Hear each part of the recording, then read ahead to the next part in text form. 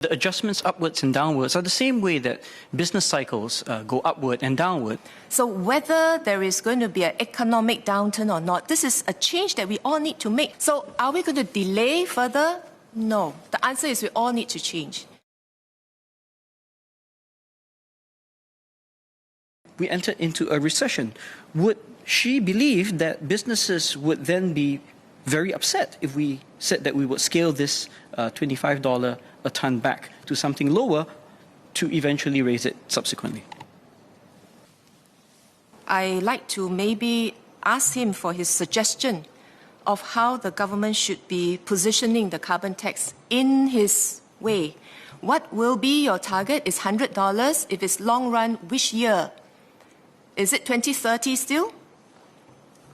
Just to be clear, the government has not also committed to a 50 to 80. Oh, we have 50 to 80 is our range. So what is your range? And that was well stated, 58 to 133 with the midpoint of being 100. Okay, so that's your range is higher than the government, is it correct? The lower bound is lower than the government's upper bound. 50 to 80, yours is 58 to 133. Yes, the lower bound that I gave you is lower than the government's upper bound. All right, okay. So can you please try to tell me, if you are the Minister of Sustainability and Environment, how would you glide to this number? I suggested that we could do it incrementally the way that the ministry has suggested, but I also suggested that we could allow the specific level to adjust upward and downward according to economic conditions.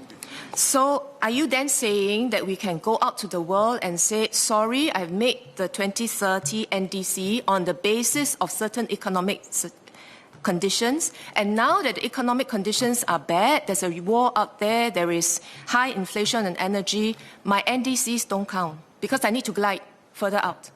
No, but I think I was clear that the adjustments upwards and downwards are the same way that business cycles go upward and downward. So you are suggesting a very variable carbon tax rate ends with 58 to 133, but without knowing how it's going to get there, not even knowing what 2024 is going to be. I think you would set a target, but be able to adapt to economic conditions the same way the interest rates are routine. Rate for 2024? As I said, it's not complicated. You set a target. What is that rate? What is the number? We can go with the government's proposed number, say start with $25, okay, so as I said in my speech. So 2025, are you going to stay with $25 as well? Or we would have to look at economic conditions. Point of order, Mr. Speaker. I understand that when a member asks a question, the other member sits down, question is answered, vice versa. There's some decorum between both parties. For that. I will sit down, okay. Please, can you please tell me, describe to me your carbon tax glide path in numbers?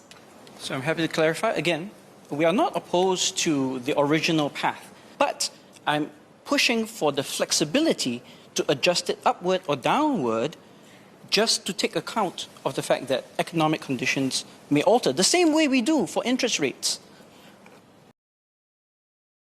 I think that, Mr. Speaker, this is not a fiscal policy. This is a policy to change our energy mix and our energy use. So whether there is going to be an economic downturn or not, this is a change that we all need to make. And members have spoken so passionately about the need to address. So are we going to delay further? No. The answer is we all need to change. Even though there's energy crisis out there, please don't turn your eyes away from the problem. So I hope that members will support what we are doing, understand that we are not blind to concerns, except that we need to give clarity to companies, to invest, to change, to adopt a way of low carbon production that we cannot delay anymore, even as we are confronting some major challenges out there.